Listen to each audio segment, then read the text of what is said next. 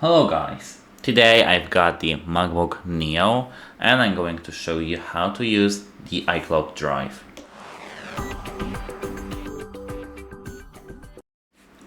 Open System Settings over here and now click on your Apple account over here. As you can see, here we have the thing called iCloud, and as you can see here we have it use 3.8 GB out of 5.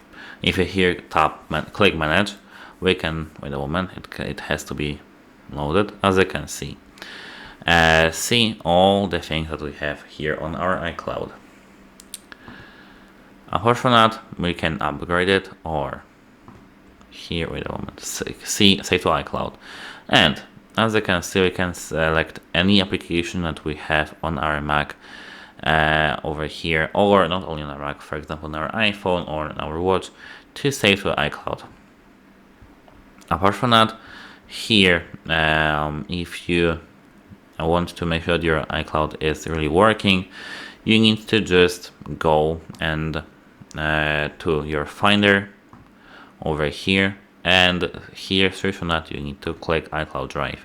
If you see that it's available and you can create a new folder, that's actually, you can actually use it, and you can actually upgrade it to iCloud Plus by clicking this button.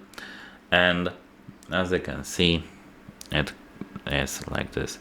The pricings for the US are slightly better, but it's, as you can see, in Poland, so we can't see anything. So apart from that, you can store any document you just want, any file. It's just like Google Drive or something like that. You can just store here anything you just want. And that's it, how it helps you, and goodbye.